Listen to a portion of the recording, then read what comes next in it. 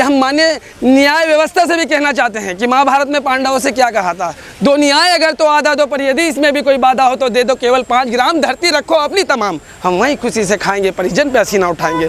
दुर्योधन यह भी दे ना सका, आशीष समाज की ले ना सका, उल्टा हरि को बांधने चला, जो था साधे साधने चला।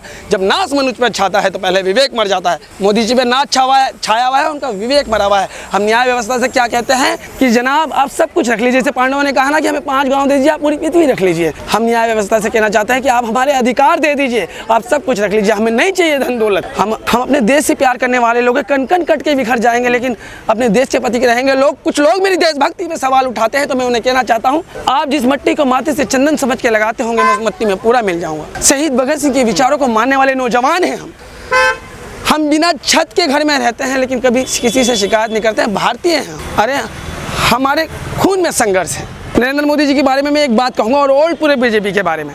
जली को आग कहते हैं, बुझी को राख कहते हैं, डिचकोबरा को नाक कहते हैं, गार्डन को बाग कहते हैं, जो नरेंद्र मोदी एंड टीम के पास नहीं उसे दिमाग कहते हैं। आज हम क्या कहते हैं, हिटलर शाही और तानाशाही के खिलाफ आज हम अम्बेडकर भवन में आए हैं। अम्बेडकर बाबा भीमराव अम्बेडकर ने जब स्थापना करी थी, गौर से सुनिएगा, बहुत नाजुक बात है। और हम क्या मांगते हैं व्यवस्था से, हम क्या चाहते हैं व्यवस्था से। बाबा साहब ने कहा था कि समाजवादी पंथ निरपेक्ष लोकतंत्र गणराज्य की स्थापना करेंगे। आज हम लोकतंत्र बचाने की लड़ाई लड़ रहे हैं। राहुल गांधी मेरे मौसी के लड़के नहीं, मैं कोई कांग्रेसी नहीं, मैं इस देश का मेहनत कश की बहुत बड़ी आबादी जो मेहनत कश है, उस भीड़ का एक हिस्सा हूँ जो अपने हक और अधिकारों की लड़ाई लड़ रहा हूँ। मुझे राहुल गांधी, नरेंद्र मोदी या वर्तमान या भविष्य में कोई ऐसी सरकार जो गरीबों के मुद्दे को रिलीजनी प्रोपेगेंडा फैला के लोगों को बांट के शासन करेंगे, हम उसका कड़ा विरोध करेंगे। हम नमक रोटी खाते हैं, आधे पेट रह के 2000 किलोमीटर की सफर करते हैं, हम अपने आप को हमेशा भारतवासी मानते हैं। लेकिन नरेंद्र मोदी जी ने कोरोना के दौरान हमारा अपमानित किया, हमें प्रवासी कहा पूरे एंड बीजेपी ने।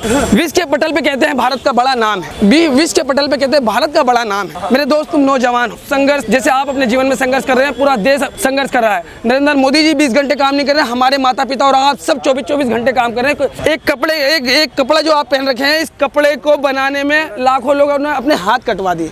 इस देश के शोषण को कैसे इग्नोर कर सकते हैं। शासन और प्रशासन द्वारा गरीब आदमी को शोषित किया जाता है, पीड़ित किया जाता है, वंचित किया जाता है। अगर इसकी कोई आवाज़ उठाए तो उसे लोकसभा से बाहर कर दिया जाता है। हमें गर्व है कि दुनिया के 95% हिंदू, 90% सिख, 63% जैन, 64% बौद्ध और 50% पारसी भारत में रहते हैं और सभी को उनके धार्मिक अनुष्ठान मानने की पूरी आज़ादी और रहनी भी चाहिए।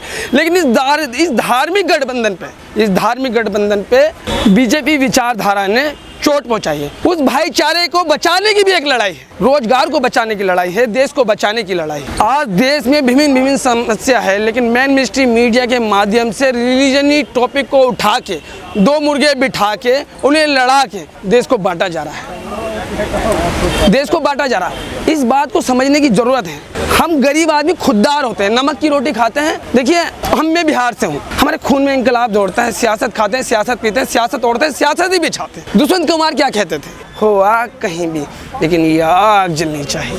आज अडानी है बीरू और नरेंद्र मोदी है जय, दोनों की मिली भगत है, इस देश को लूट रहे हैं। राहुल गांधी का कसूर क्या है? राहुल गांधी क्या कह रहा है कि आप इसकी जांच बिठाइए। गलत टिप्पणी करी है ना राहुल गांधी ने। देखिए 2014 के बाद वक्ताओं द्वारा सरकार में सत्ता के द्वारा जो नेता हैं, विपक्षी तो छोड़िए, जो सत्ता में बैठे हुए लोग हैं, उन्होंने क्या कहा कि ये भी इन्हें पाकिस्तान भेज दीजिए, देश के गद्दारों को गोली मारो सालों को। अरे ऐसे शब्दों का इस्तेमाल किया कि लोकतंत्र शर्मिंदा हो गया। बाबा साहब भीमराव अम्बेडकर ने, हम अम्बेडकर भवन में खड़े, इन्होंने समानता का नारा दिया था। इन्होंने कहा था, मैं कथाकथित समाजवादियों से पूछना चाहता हूं कि आर्थिक विकास किए बिना क्या सामाजिक सुधार संभव है। आप राहुल गांधी ने क्या कहा? राहुल गांधी ने एक मंच पे से मोदी सरनेम से जुड़े हुए चोरों के नाम दोहराए, चोरों के नाम जुड़ाए, तो गुजरात की एक लोक अदालत ने उन्हें 2 साल की सजा सुना दी। अगर गरीबों की आवाज को उठाने वाले को देशद्रोही कह दिया जाएगा तो ये जास्ती होगी। जय हिंद, जय भारत।